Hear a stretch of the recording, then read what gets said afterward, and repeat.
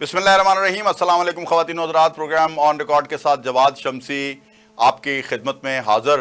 नाज़रीन, जैसा कि आपको मालूम है कि पाकिस्तान में हम दहशतगर्दी पे भी बात करते हैं, कानून व इंसाफ पे भी बात करते हैं, और रमज़ान का महीना चल रहा था, महंगाई बेरोज़गारी पे भी बात करते हैं।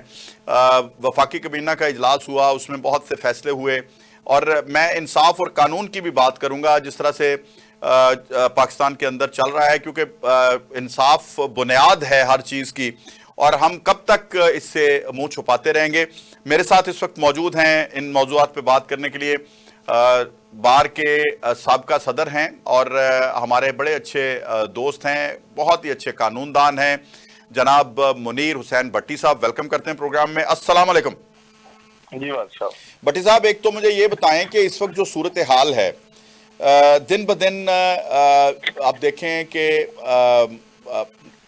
क्राइम बढ़ता जा रहा है, लोग फ्रस्ट्रेटेड हैं, और हम देखते हैं कि जी ख़बरें भी ऐसी आती हैं, पानी की किल्लत है, कभी वफाकी काबीना की तरफ से कोई गुड न्यूज़ नहीं आई, हमें सिर्फ लॉलीपॉप दिया जाता है, उधर से कानून और इंसाफ का जो हशर हो रहा है, बात बात पे गोलियां चलाई जा रही हैं, घरों में तशद्दुद हो रहा है। इसकी बुनियादी वजह कभी आपने सोची? क्योंकि आप कानूनदान है, रोजमर्रा का आपका पब्लिक डीलिंग है।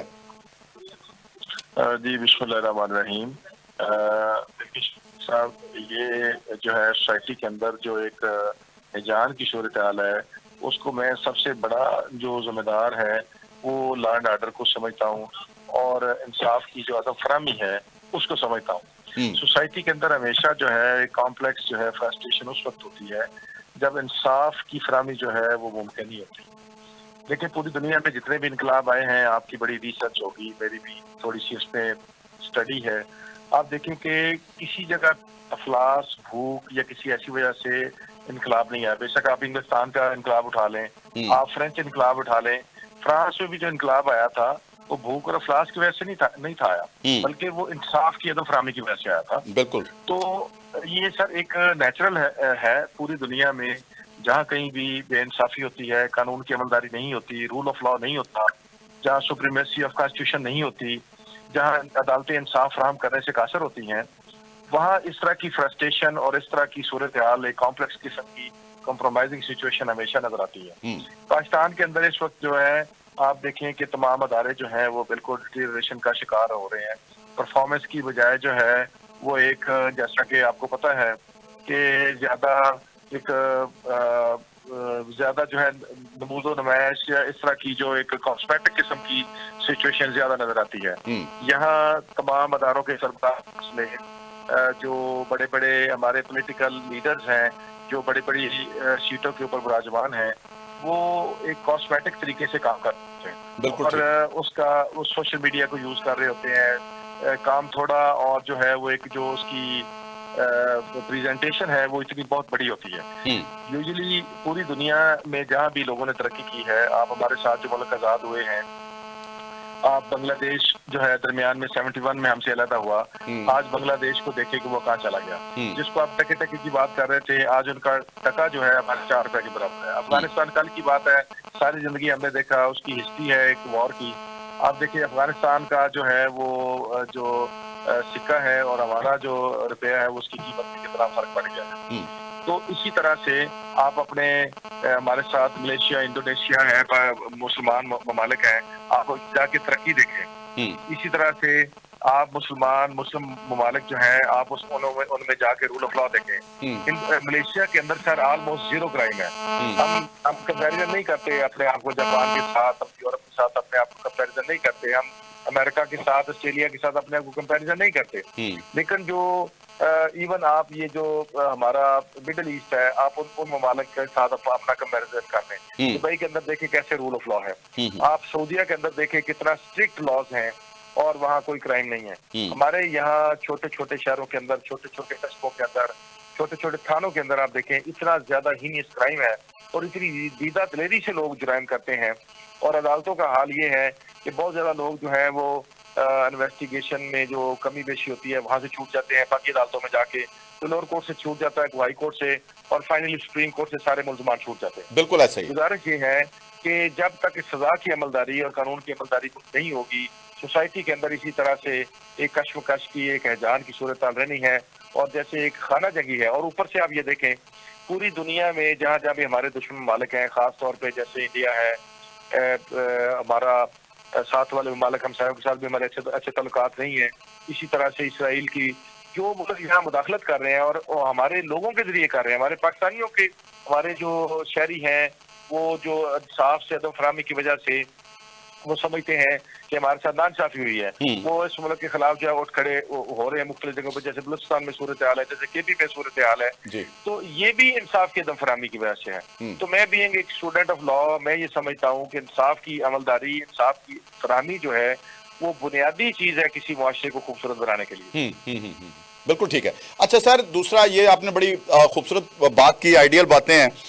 दूसरी तरफ हम देखते हैं कि वफाकी काबीना का इजलास हुआ है, उसमें कश्मीरी अवाम को हकूक दिलाना, कश्मीरी अवाम के बारे में जो है राय देना, उसके ऊपर काम करना, फिर उसके बाद मजबूत मईशत का इआदा करना, खारजा अमूर के मामलात में जो है वो बेहतरी पैदा करने की कोशिश करना। ये कोशिश का लफ्ज इस्तेमाल हो रहा है जी, करेंगे, ये नहीं कोई बता रहा कि हमने ये कर दिया है।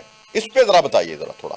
सर देखिए सर, इस मुल्क का जो ख्वाब देखा गया था, उस ख्वाब की ताबीर में 1% भी काम नहीं हुआ। इस मुल्क को जो बनाया गया था, क़ायद मोहम्मद अली जिन्ना ने जो इस मुल्क के लिए असूल वज़े किए थे कि कैसे इस मुल्क को आगे लेके चलना है, उन असूलों में से किसी को अडॉप्ट नहीं किया गया।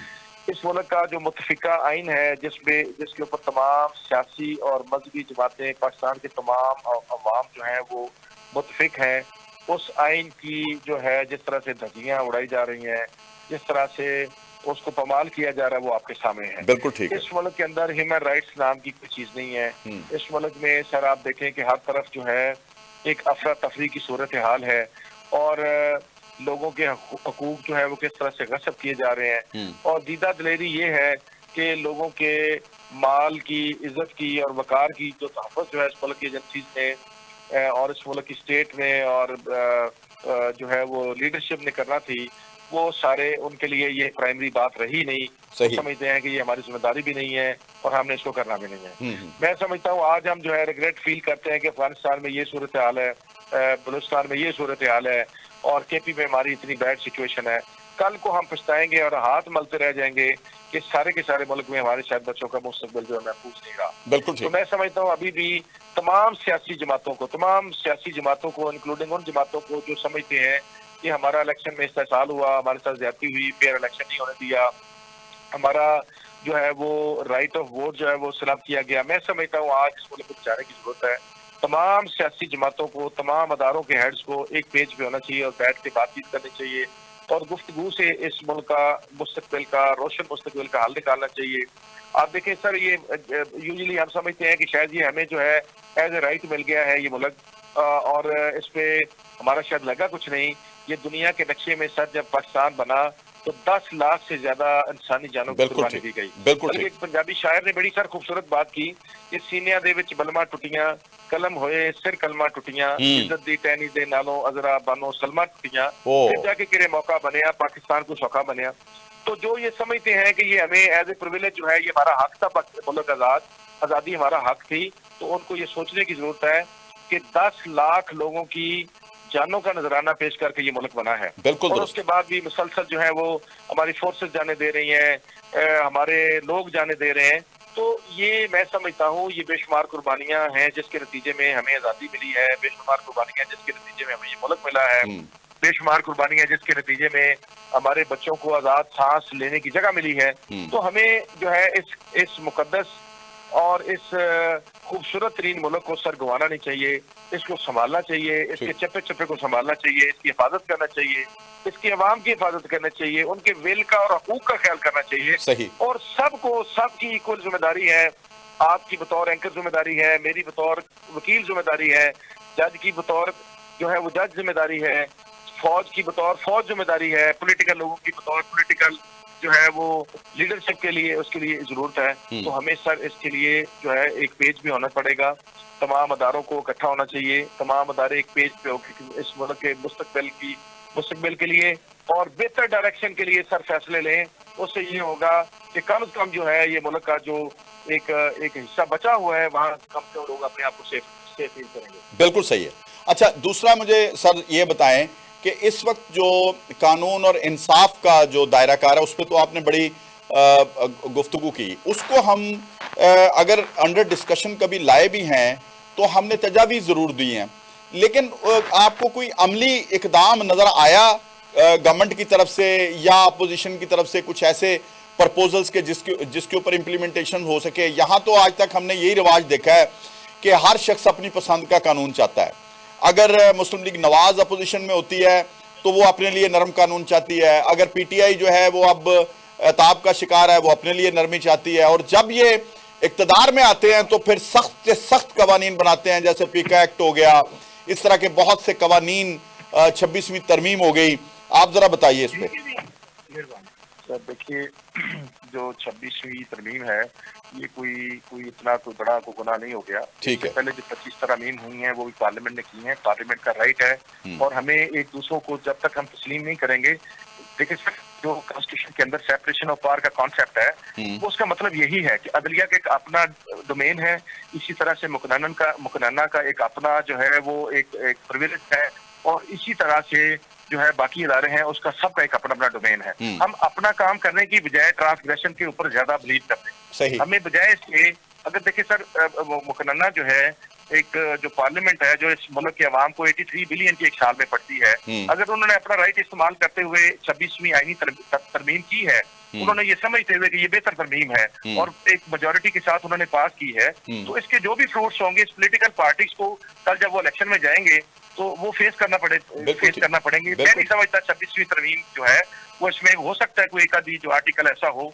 जो किसी चीज के लोगों के जो राइट्स हैं उनके रूह के मुनाफी हो। बाकी तो जितनी तरमीम हुई हैं मैं ये समझता हूँ आप उसको सारे ड्राफ्ट को पढ़ें, आप उसमें आप देखेंगे कि अमेंडमेंट्स जो है बहुत अच्छी भी हुई हैं इसके अंदर। बिल्कुल। जुडिशल कमीशन का जो है फॉर्मेशन जो है उसका बड़ी एक्सपेंशन हुई है, उसमें अब जो जजेस की एलिवेशन हुई है, एक आम वकील जो है वो भी जज बन सकता है। पहले सर जज का बेटा और उसका बेटा, उसका दामाद, उसके चैम्बर मेट, उसके अलावा कोई जजेस नहीं आ रहे थे, और ऐसे ऐसे लोग भी जजेस हाई कोर्ट के और सुप्रीम कोर्ट के एलिवेट हुए जिनकी एक दिन की हाई कोर्ट की सुप्रीम कोर्ट की स्टैंडिंग नहीं है। वो हमारे सब के लिए जब तक वो रिटायर नहीं होते पूरी आवाम के ऊपर जावेद आप की तरह रहते हैं। और अगर एक आम वकील कॉम्पिटेंट वकील आ गया है 26वीं आईनी तरमीम के जो है वो बात, तो मैं नहीं समझता कि इस अमेंडमेंट में कोई अच्छी बात है। अगर किसी एक आधे आर्टिकल से किसी को कोई मैं समझता हूँ इख्तलाफ है तो पार्लियामेंट सर जो है उनका प्रॉपर फोरम है, वहाँ बहस करें और उसके जो भी अदरवाइज सम्राट है या उसके कोई नताइज गलत है उसको वहाँ बहस करें। ठीक। अच्छा सर, आजकल हम देख रहे हैं, थोड़ा सा इसको ना बड़ी मैं एहतियात के साथ डिस्कस कर रहा हूँ क्योंकि हर कोई दूसरे के ऊपर फतवा लगा रहा है। हमने देखा है कुछ वकला हजरात हमारे भाई हैं, वो भी उनसे हमारे अच्छे ताल्लुकात हैं, ये सोशल मीडिया पे बैठ के कवानीन को किसी के ऊपर इम्पोज करवाना, किसी से कुछ थोड़ी सी गलती हो जाए या कोई ज़ुबान स्लिप ऑफ टंग हो जाए, क्योंकि हर एक की अपनी अपनी डोमेन है। मैं तो अपने एंकर साहिबान से कहता हूं कि आपकी डोमेन ही नहीं है कि आप इस्लाम पे डिबेट करें, आपका डोमेन नहीं है। आप क्वेश्चन कर सकते हैं, आप आलिम को सामने बिठाएं, उनसे जवाबात लें, लेकिन यहाँ हर शख्स आलम भी बना हुआ है, हर शख्स स्पोर्ट्समैन भी बना हुआ है, हर शख्स वकील भी बना हुआ है। मेरा मतलब जो प्रोफेशनल लोग हैं वो तो अपनी जगह पे, यानी हर कोई हर बात पे डिस्कशन चाहता है। तो ये कितनी खतरनाक बात है? ये सर ऐसी ही खतरनाक बात है कि एक आई स्पेशलिस्ट से आप हार्ट की सर्जरी करवा लें, ये ऐसा ही खतरनाक है। देखिए सर, मेरा एक प्रोफेशन है और उस प्रोफेशन में मेरा एक टाइम गुजरा है। मैं अपने प्रोफेशन से हट के आप मुझे कोई अस्करी क्वेश्चन करेंगे तो शायद मैं उसका बेहतर आंसर नहीं कर सकता। दुरुस्त है। यहाँ हम शाम को देखते हैं कि हर टीवी चैनल के ऊपर जो है वो तबसरा निगार बैठे होते हैं। मैं एक दिन एक प्रोग्राम के अंदर हम बैठे हुए थे तो एक ब्रिगेडियर साहब जो है वो कानून के बारे में मेरे साथ बहस कर रहे थे। तो मैंने कहा सर ये ऐसा ही है कि मैं आपको बताऊं कि टैंक में जो है वो गोला कौन सा पड़ता है और कैसे पड़ता है, मोर्चा कितना जो है उसकी खुदाई कितने फुट नीचे होनी चाहिए, ये ऐसी बात है जैसे आप कह रहे हैं आपको नहीं पता। आप अपना जो आपका अपना फील्ड है आप उस हवाले से अगर बात करेंगे, तजिया करेंगे तो वो ज्यादा अप्रिशिएटेबल होगी। शाम को एक बंदा जो है वो किसी भी किसी भी हवाले से उसकी ग्रिप ही नहीं है, उसका नॉलेज ही नहीं है, तो वो उस हवाले से तजिया नगारी कर रहा होता है। कोई एक बंदा मुआशरत के हवाले से, इकोनॉमिक्स का उसको पता ही नहीं है और वो फाइनेंस को डिस्कस कर रहा होता है। जी बिल्कुल, एक बंदे को पॉलिटिक्स का पता ही नहीं है, वो शाम को पॉलिटिक्स डिस्कस कर रहा होता है। और कानून की तो इस तरह से हर बंदा उसके ऊपर बातचीत करना अपने लिए जरूरी समझता है कि बेशक उसने कभी जो है वो कानून की किताब की अलग वे भी ना पढ़ी हो। तो मैं ये समझता हूँ कि दुरुस्त बात है, जिस बात की एक्सपर्टी हो, मेरे दोस्तों को इस बात से इतराज करना चाहिए, बल्कि माजरत कर लेनी चाहिए कि अगर कोई लीगल प्रोग्राम नहीं है तो अगर कोई वकील हो तो उसको माजरत करनी चाहिए कि जी मेरा ये जो है वो इस हवाले से मेरी एक्सपर्टी नहीं है, मेरा नॉलेज नहीं है, तो इस प्रोग्राम में माजरत करें। बिल्कुल ठीक। तो बाकी जो है यहाँ मैं समझता हूँ मजहबी जो बातचीत है ये तो खास तौर पे एक खास तबका है, उलमा है जो अपने अपने तबके के हवाले से या अपनी फिका के हवाले से कुछ चीज करते हैं। मेरे तो मजहबी बिल्कुल भी नॉलेज नहीं है, तो मैं ये समझता हूँ कि किसी भी बंदे को जिसका मजहबी नॉलेज नहीं है उसको मजहबी गुफ्तगू बिल्कुल ठीक। अच्छा सर, ये कैसी की एक मैं समझता हूँ कि दिल आजारी होती है। हाँ। और उससे फिर बड़ी बड़ी सारी अच्छा ये इसको आप किस तरह समझते हैं कि अगर कुछ शख्स यूट्यूबर, बल्कि मैं तो समझता हूँ जो हमारे यूट्यूबर लोग हैं जो अपनी राय रखते हैं, अहादीस कोट करते हैं, दीगर मामलात कोट करते हैं, उनकी की स्पेशलिटी नहीं होती, वो सिर्फ अपने नंबर्स बढ़ाने के लिए, अपनी व्यूवरशिप बढ़ाने के लिए वो कुछ ऐसी हरकत करते हैं और उसके बाद अच्छा शायद वो किसी की नज़र में भी ना आए। हमारे कुछ वकला हजरात जो सोशल मीडिया पे बहुत एक्टिव हैं आजकल, वो फतवा साजी फरमा देते हैं कि इसने ये बात की है, इसके ऊपर ये शिक लगनी चाहिए, इसके ऊपर ये धारा लगनी चाहिए, इसके ऊपर FIR होनी चाहिए। वो बात पब्लिक में जाती है, फिर पब्लिक जो है वो उसमें इश्तियाल फैलता है। इसको आप किस तरह से देखते हैं? मैं सर अर्ज चाहता हूँ, दुनिया में कोई कौम उस वक्त तक रिस्पेक्टेबल नहीं हो सकती जब तक अकाउंटेबल ना हो। बिल्कुल ठीक। हम रिस्पेक्ट चाहते हैं, पूरी हर किसी से रिस्पेक्ट चाहते हैं, हर अदारे से हम रिस्पेक्ट चाहते हैं, लेकिन हम अकाउंटेबिलिटी नहीं चाहते। बिल्कुल ऐसा ही बात यह है कि जब भी गवर्नमेंट कोई लॉ बनाती है हम सबसे पहले एजुकेशन अपना हक समझते हैं हम, लेकिन ये नहीं समझते कि इस सिस्टम को कंट्रोल करने के लिए कानून के अलावा कोई और दूसरी बात नहीं। पीका का लॉ बना, आप तमाम सहाफियों ने माजरत के साथ बड़ा भरपूर एहतजाज किया। ये पीका का सर यही लॉ है, आप पढ़ने की बजाय, एहतजाज की बजाय अगर उसको पढ़ते तो शायद एहतजाज ना करते। बिल्कुल ठीक। पीका का जो लॉ है वो यही है कि कोई बंदा जो है इस तरह से सोशल मीडिया के जरिए जो है किसी की हर्जा सराई नहीं कर सकता, कोई ऐसी बातचीत नहीं कर सकता जिसका उसको नॉलेज ना हो, और सोसाइटी के अंदर इस तरह का हिजान की सूरत पैदा नहीं कर सकता। तो हमने बजाय इसके उस लॉ को पढ़ने की बजाय हम सड़कों पे आ गए, हमने कहा जी हम तो साफी हैं, हम तो किसी कानून को नहीं मानते। इसी तरह से मुकला के हवाले से भी क्या आता है, तो हम भी ऐसे ही करते हैं जी, सारे लोग हम ऐसे ही करते हैं। कवानीन सर इसीलिए बनाए जाते हैं कि कौम की डायरेक्शन हो, रास्ता तो समझ आए कि ये डायरेक्शन है, ये रास्ता है, यही रास्ता लेना है, इस रास्ते को वायलेट करेंगे तो कानून हरकत में आएगा और सजा होगी। तो मैं ये समझता हूँ कि हमें ये जो पीका का लॉ है इसको और भी सख्त करना चाहिए, और जो ऐसे लोग हैं, ऐसे यूट्यूबर हैं, उनके खिलाफ सख्त एक्शन होना चाहिए। जैसे देखिए सर, लोग अब कुछ दिन पहले एक यूट्यूबर ने एक परफ्यूम लॉन्च किया है जिसका उसने 295 नाम रखा है। अब सर 295 जो है रसूल सल्लल्लाहु अलैहि वसल्लम की तौहीन के हवाले से कवानीन है। मेरा तो बड़ा दिल सर इससे मैं तो बड़ा खुफगी है मेरे दिल में कि उसने ऐसा क्यों किया जिससे हर किसी मुसलमान के जज्बात के ऊपर जो है एक दिक लगी है। कुछ दिन पहले उसने क्रिश्चियनिटी के बारे में एक बात की, पूरी क्रिश्चियन कम्युनिटी जो है उन्होंने एहतजाज किया इसके ऊपर, और अमेरिका के प्रेसिडेंट ट्रंप का जो स्टेटमेंट बकायदा आया और कैटेगोरिकली ही स्टेटेड के देखिए जी ये मैं सारे पाकिस्तान में जितने ईसाई हैं मैं उनको अमेरिका में बुला लूंगा अगर आप उनकी इस तरह से हर्जासराई करेंगे, उनके राइट्स को वायलेट करेंगे। तो मैं ये समझता हूँ कि पाकिस्तान के अदारों को जो है जैसे ही कानून बनते हैं उन कानून के ऊपर जो है अमल दरामद। बिल्कुल। अच्छा सर, यहाँ बिल्कुल आखिरी सवाल कि क्या अगर कोई शख्स इस तरह का मामला करता है और उसको जेन्युइन सजा की तरफ जाना, जिस तरह 9 मई का वाकया हुआ, वो जेन्युइन वाकया है और उस पर उन्होंने अजीबोगरीब स्टोरीज बना ली हैं जिन्होंने ये वाकया किया, अगर ये वाकया जो आप डिस्कस कर रहे हैं अगर ये जेन्युइन वाकया है तो किस तरह हो कि आम आवाम से ये हमदर्दी हासिल ना कर सकें ऐसे क्रिमिनल्स, और ऐसे ना लगे जैसे इनको फिक्स किया जा रहा है?